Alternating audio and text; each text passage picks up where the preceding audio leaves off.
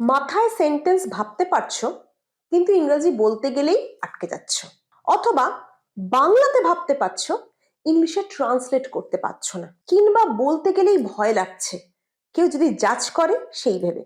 আচ্ছা, তোমাদেরও কি এই প্রবলেমগুলো হয়? এই প্রবলেমগুলো কমন শোনাচ্ছে, রিলেট করতে পারছো?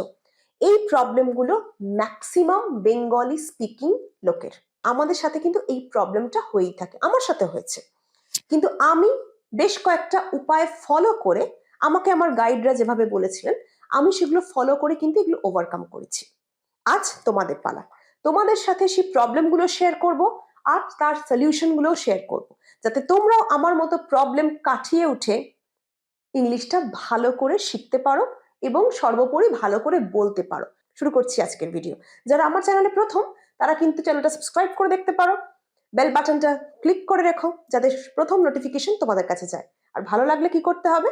লাইক করতে হবে, একটা হাইপ করতে হবে, আর অবশ্যই প্রচুর প্রচুর শেয়ার করতে হবে। Let's start today's class. আমাদের প্রথম প্রবলেমটা হচ্ছে গ্রামার ভেবে কথা বলা। গ্রামার ভেবে কথা বলা। ছোট থেকে আমাদের শেখানো হয়েছে যে গ্রামারটা আগে শিখতে হবে। তার ফলে আমরা কিন্তু যখনই বলতে যাই আমরা ঘাবড়ে যাই যে আমরা ঠিক বলছি তো, এইটা এই জায়গায় হবে তো, এখানে পাস্ট টেন্স হবে না প্রেজেন্ট টেন্স হবে, উইল বসবে না উড বসবে। আমি দুটো এক্সাম্পলস দিলে ব্যাপারটা ক্লিয়ার হবে। আমি তোমায় পরে ফোন করব। আমি তোমায় পরে ফোন করব। I am calling you later. I will be calling you later. I will call you later.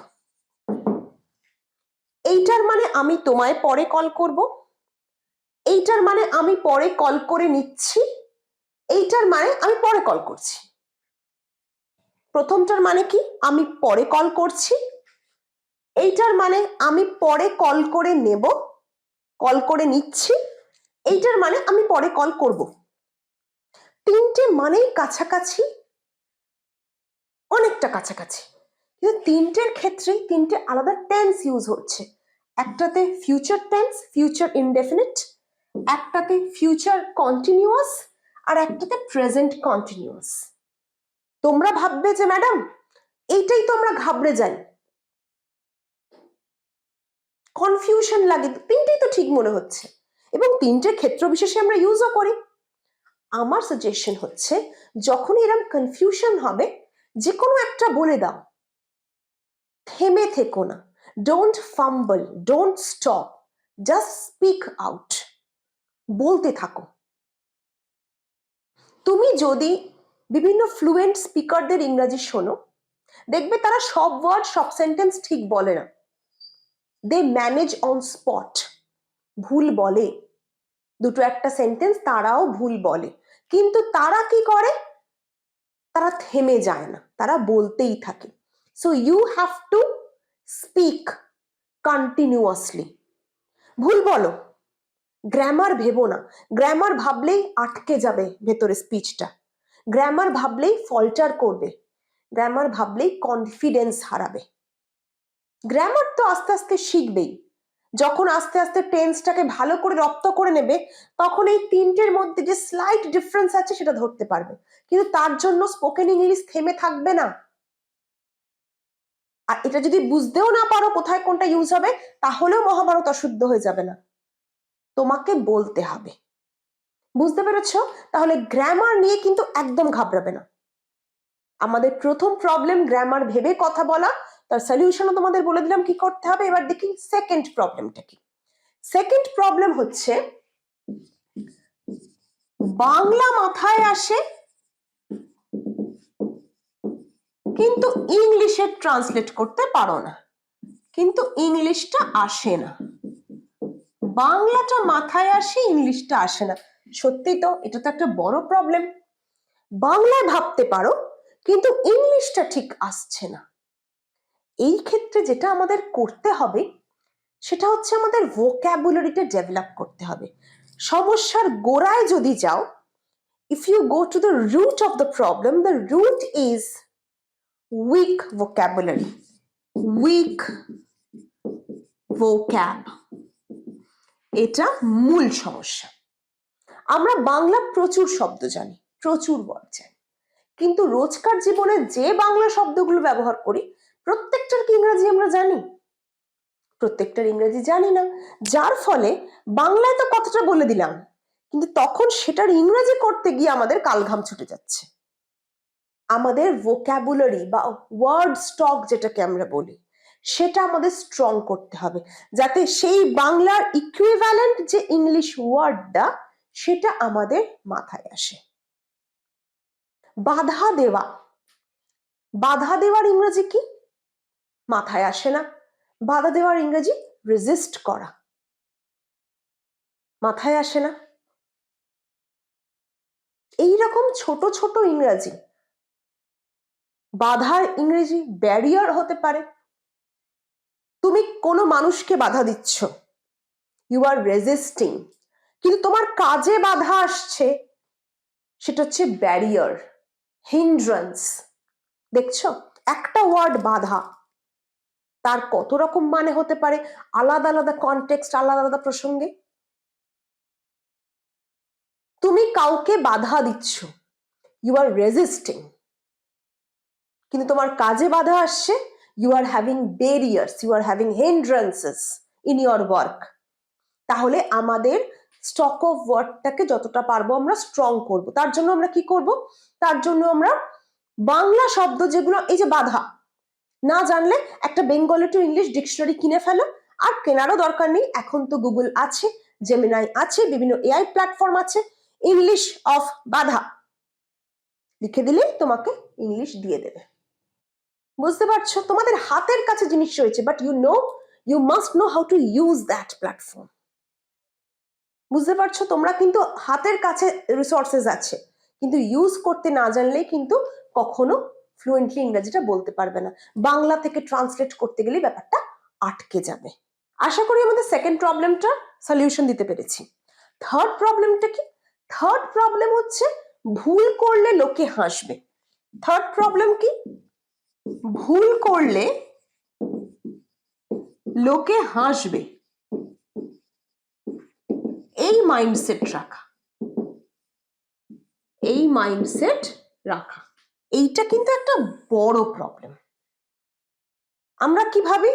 বলবো, আমি তো ঠিক কনফিডেন্ট নয়, কনফিডেন্স নেই, যদি ভুল বলি, যদি লোকে হাসে, এই ভেবে আমরা ট্রাই করি না। প্রচুর মানুষকে আমি দেখেছি, আমি যখন ক্লাস করাই বা যারা আমার সাথে যোগাযোগ করে তাদেরকে আমি যখন শুনি তাদের প্রবলেম, ভুল করবে ভেবে বা ভুল হবে তাই লোকে হাসবে ভেবে লোকে ট্রাই করে না। This is one of the major problems of the speakers who can't speak fluently. প্রবলেমটা কি? যে আমরা ভাবি ভুল করলে লোকে তো আমাদের দিকে তাকিয়ে হাসবে। আরে বাবা, সে একদিন হাসবে, তুমি একদিন ভুল করবে লোকে হাসবে, দুদিন ভুল করবে লোকে হাসবে, 3 দিনও ভুল করবে লোকে হাসবে, 4 দিনের দিন তুমি ঠিক বলা শুরু করলে সবার হাসি থেমে যাবে। তারপর 4 থেকে সেই 4 নম্বর দিন থেকে শুরু করে বাকি জীবনটা আর কেউ হাসবে না। তাহলে সেই বেশির সাকসেসের জন্য আমি কম দিন নয় হাসি সহ্য করব, তার জন্য নিজের চামড়াটা না মোটা করতে হবে। ছোটখাটো লোকে হাসলো, দুটো কথা বললো, ভেঙে পড়লে চলবে না। You have to be mentally very strong. কারোর কথা গায়ে মাখলে কিন্তু চলবে না। যারা বড় বড় এক্সপেরিমেন্ট করে তারা কতবার ফেল হয়। আচ্ছা, থমাস আলভা এডিসন, যিনি লাইটের বাল্ব বানিয়েছিলেন, তিনি 1000 বার ফেল করেছেন। তিনি কি বলেছিলেন জানো? লোকে যখন তাকে দেখে হাসছে, বাবা লোকটা 1000 বার ফেল করছে, তিনি বলেছিলেন, আমি 1000 বার ফেল করিনি, আমি 1000টা উপায় জেনেছি যাতে করে এই বাল্বটা না বানানো যায়। পজিটিভ অ্যাপ্রোচ দেখছো? উনি বলছেন, না আমি তো হারিনি, আমি তো ফেলিয়ার না, আমি একটা জিনিস শিখেছি, সেটা হচ্ছে বাল্ব না বানানোর হাজার নিয়ম। বোঝা গেছে? This has to B your approach. কেউ যদি বলে তুমি ভুল বলছো, বলছে হ্যাঁ আমি ভুল বলছি তো, আমি জেনে যাচ্ছি যে কোনটা কোনটা বললে ভুল হয়, আর নিজেকে তুমি বলবে যে পরের বার আমি এই ভুলটা করব না। নিজের মাইন্ডসেট যদি স্ট্রং করতে পারো তবেই কিন্তু তোমরা সাকসেসফুল হবে। যে ভুল করে সে জানবে চেষ্টা করে, আর যে ভুল করে না সে চেষ্টাও করে না। যে চেষ্টা করে তার ভুল হয়, যে ভুল করে সে ভুল থেকে শিক্ষা নেয়, আর যে ভুল থেকে শিক্ষা নেয় সেই সাকসেসফুল হয়। এই মন্ত্র যদি নিজের জীবনে গেঁথে নিতে পারো তাহলে কিন্তু তুমি একদিন না একদিন সাকসেসফুল স্পিকার হবেই।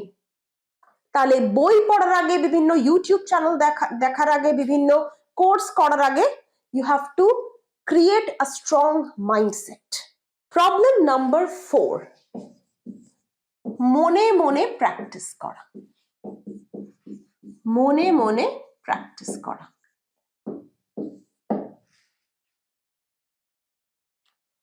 আমাকে আমার বাবা মা মাঝে মাঝে বকতো ছোটবেলায়, জানো আমি কি বলতাম, আমি মনে মনে পড়ছি।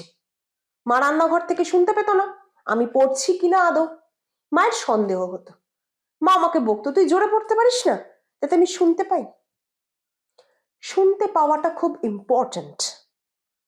তুমি যখন জোরে পড়ছো তুমি নিজের প্রোনাউন্সিয়েশন শুনতে পাচ্ছ, নিজের গলা নিজের কানে পৌঁছাচ্ছে।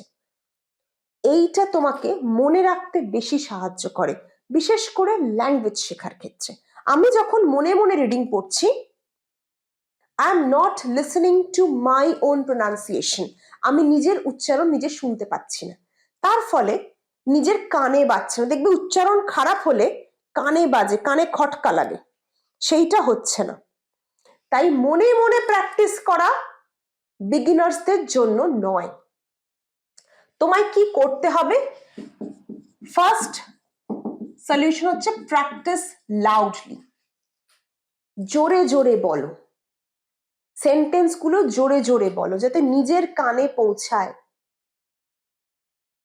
নেক্সট হচ্ছে practice in front of a mirror. নিজেকে দেখো। জানো যারা বিভিন্ন বিউটি প্যাজেন্টে যায়, মিস ইন্ডিয়া, মিস ওয়ার্ল্ড, তারা কিন্তু আয়নার সামনে দাঁড়িয়ে নিজের স্পিচ প্র্যাকটিস করেন। তুমি গ্রুমিং দেখবে তাদের, তারা আয়নার সামনে দাঁড়িয়ে নিজের বলা স্পিচটা প্র্যাকটিস করেন বারবার।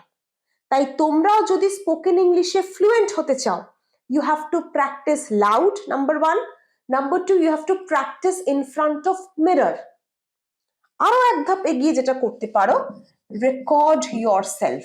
নিজের স্পিচটা রেকর্ড করো, নিজের স্পিচটা ফোনে রেকর্ড করো। হয়ে গেলে সেটা শোনো, শুনলেই বুঝতে পারবে যে কোথায় তোমার ভুল হচ্ছে।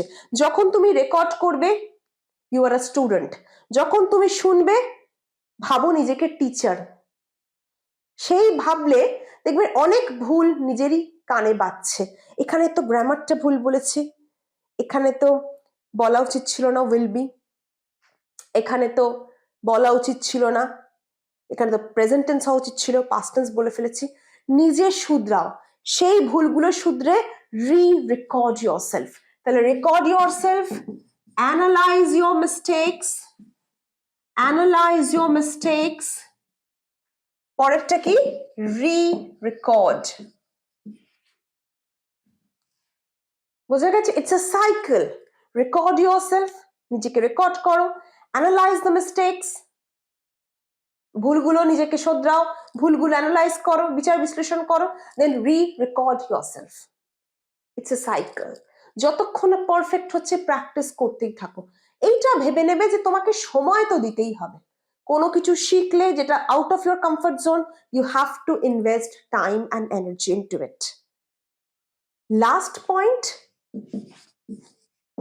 কিছু রেডিমেড সেন্টেন্স বলি আমরা, রেডিমেড সেন্টেন্স শিখে রাখা। কিছু রেডিমেড সেন্টেন্স শিখে রাখা। 2 থেকে 3 শব্দের কিছু সেন্টেন্স আমাদের শিখে রাখতে হয়। এটা আমি কেন, যতজন কোচ আছেন প্রত্যেকে বলেন। যেমন ধরো আমি কয়েকটা লিখি, ঠিক আছে, that's fine, it's okay, that's fantastic,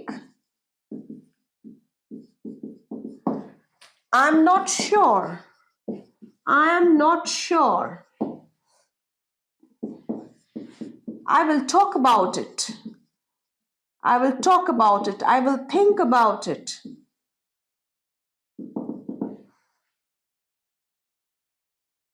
দেখছো, তোমাকে পরে জানাবো, will let you know.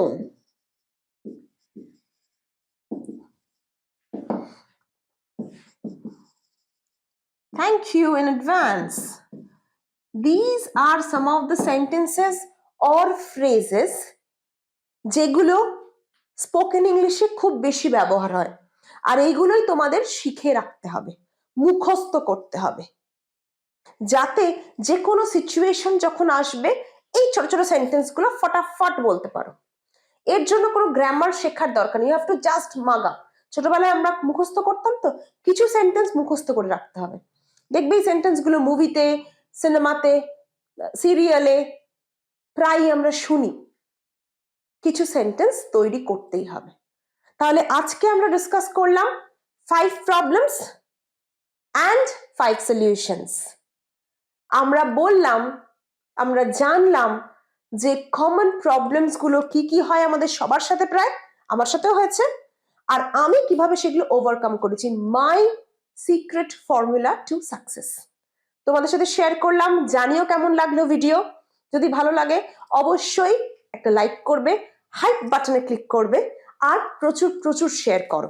যারা শিখতে চাইছে ইংরেজি বিনামূল্যে তাদের চ্যানেলটা রেকমেন্ড করো। আর তুমি যদি এখনো সাবস্ক্রাইব না করে থাকো তাহলে চটপট গিয়ে সাবস্ক্রাইব করে নাও। দেখা হচ্ছে পরের ক্লাসে। আর কোন টপিকে ভিডিও চাও বা রোজের ভিডিওগুলো কেমন লাগছে সেই ফিডব্যাক কোথায় দেবে, রয়েছে কমেন্ট সেকশন। দেখা হচ্ছে পরের ক্লাসে।